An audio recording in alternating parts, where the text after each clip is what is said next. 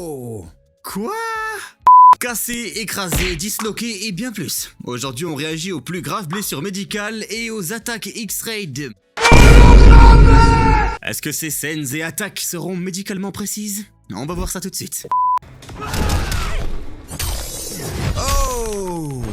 Il est très rare que quelque chose soit coincé dans le crâne, à part si évidemment vous frappez dans les tempes, ou ce sont des os plus fins. Mais sur le côté et derrière, c'est plutôt épais. C'est plutôt épais. On voit l'anatomie ici, ce qui est vraiment pas mal. Vous pouvez voir comment l'orbite est profonde, que le nez a en fait un os au-dessus. Et vous voyez les dents, la mâchoire, c'est fantastique. C'est vraiment trop bien. Ouais, et là on a les côtes. Oh, on voit la colonne vertébrale à l'arrière. On peut voir des sortes d'ailes. En fait, ce sont les omoplates. Les omoplates sont accrochées à vos bras. Il y a votre humérus qui remonte et la clavicule qui est juste au-dessus. Quand quelqu'un se casse l'omoplate, il y a une forte probabilité qu'il y ait d'autres blessures par la même occasion. Et c'est dû à la force qui est nécessaire pour réussir à casser cet os. Oh! Oh la vache! Du coup, les côtes ont explosé. Ça se passe pas comme ça en fait. On voit des fractures des côtes tout le temps. Quand vous avez une fracture des côtes, ça fait vraiment mal. Très mal. On peut avoir la même douleur sans que les côtes ne soient cassées, comme avec une luxation de la côte, les côtes meurtries ou un muscle froissé. Vous pouvez pas genre juste mettre une attelle et faire en sorte que ça ne bouge pas. Vous devez respirer, donc elles doivent se déployer. Et du coup, quoi qu'il arrive, ça fait mal à chaque fois que vous prenez une inspiration. Ouf, quoi?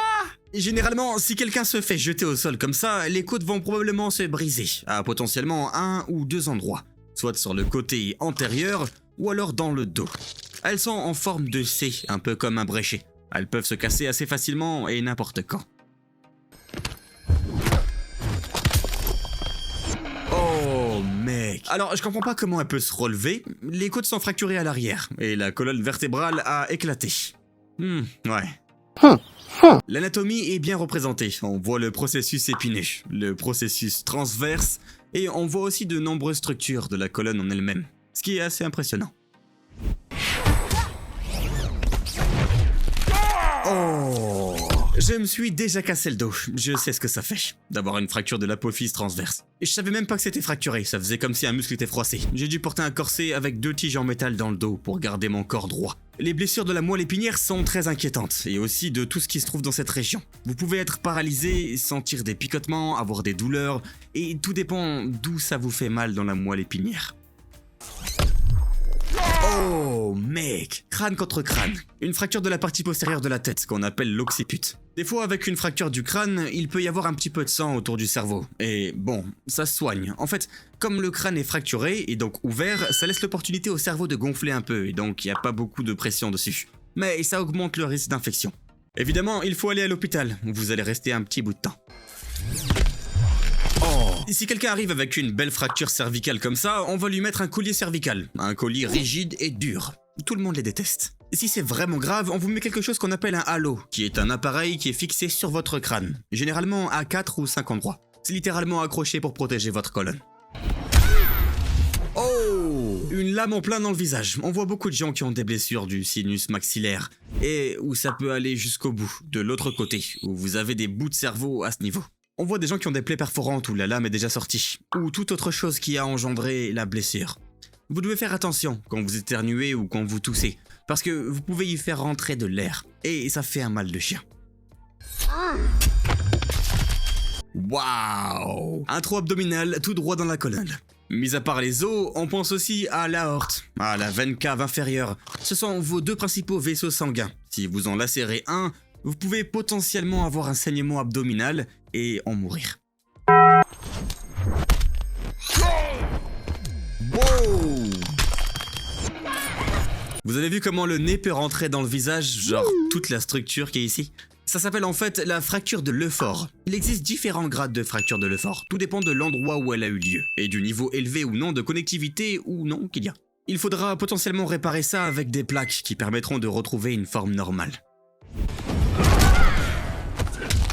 Oh, waouh! J'ai vu beaucoup de fractures de la mâchoire. La mâchoire est appelée la mandibule. Habituellement, quand il y a une fracture dans cette zone, il y a une fracture ailleurs. Pour soigner ça, votre mâchoire est tenue par des barres en fer, comme si vous aviez un appareil dentaire. Mais on vous donne aussi un kit de pain super cool, au cas où vous auriez la nausée, envie de vomir, pour enlever en fait tous ces fils en les coupant. C'est pas très fun, ouais.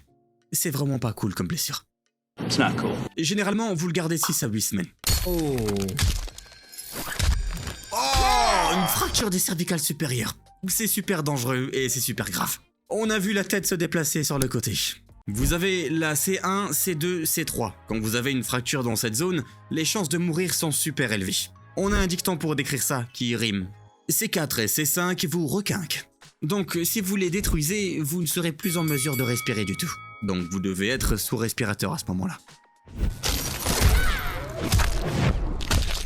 Un coup dans le plexus solaire. Cette zone est la zone épigastrique. Je sais pas quel organe il est en train de retirer ici. Est-ce que ça pourrait être peut-être le cœur qu'il a attrapé et arraché? Peut-être. Ça peut être la rate, l'estomac, le foie, le pancréas. C'est le genre d'organe qu'il y a dans cette zone. Quoi? Purée. Les os de l'orbite oculaire sont super fragiles, surtout à l'arrière, et votre cerveau est à l'opposé. Donc s'il y a assez de puissance et que quelque chose d'assez tranchant rentre dans votre œil, ça pourrait direct arriver au cerveau. Vous verrez aussi du sang normalement. Tout dépend si des gros vaisseaux ont été touchés ou pas. Je sais pas si vous avez déjà vu Bodies the Exhibition. En fait, c'est une expo qui montre où sont les gros vaisseaux sanguins. Et vous voyez une grosse concentration de ceux-ci dans vos organes principaux, genre le cœur ou le cerveau. C'est vraiment super cool, et vous pouvez aller voir ça sur Google, c'est assez impressionnant. Vous pouvez effectivement fracturer la tête de quelqu'un en lui donnant un coup de talon assez fort. Le talon est un os très solide, on l'appelle le calcanéum en fait. On voit beaucoup de fractures du dos, qui arrivent après des chutes de très haut. Vous savez, si on voit quelqu'un qui est tombé de 3 fois sa hauteur, on considère ça comme un trauma majeur. Oh! Alors là, franchement, c'est très cool de voir l'attaque au X-ray directement dans les côtes de quelqu'un. Les côtes sont là principalement pour protéger votre rate, votre foie et bien sûr les organes vitaux de votre poitrine, vos poumons et votre cœur. C'est vraiment trop cool de voir ça. Oh! Dévora vient de se faire frapper en plein dans la cage thoracique, un peu comme si elle était rentrée. Certaines personnes ont la cage thoracique qui rentre vers l'intérieur, ça s'appelle un pectus excavatum. Et ils peuvent avoir ce qu'on appelle le coffre de pigeon. Leur poitrine va dans la direction opposée, elle sort. Quand quelqu'un est frappé à la poitrine comme ça, on s'inquiète beaucoup d'un potentiel traumatisme du cœur. Le cœur est un muscle, et il peut saigner, causer des ecchymoses, et la plupart du temps on s'inquiète des contusions des poumons, parce que si le poumon est meurtri, c'est toute la zone qui l'est. Parce que l'oxygène n'atteint pas les tissus à ce moment-là. Oh purée, bah j'adore définitivement Mortal Kombat. Les illustrateurs du jeu ont vraiment fait du beau travail. Et ils ont passé beaucoup de temps à reconstituer l'anatomie du mieux qu'ils ont pu.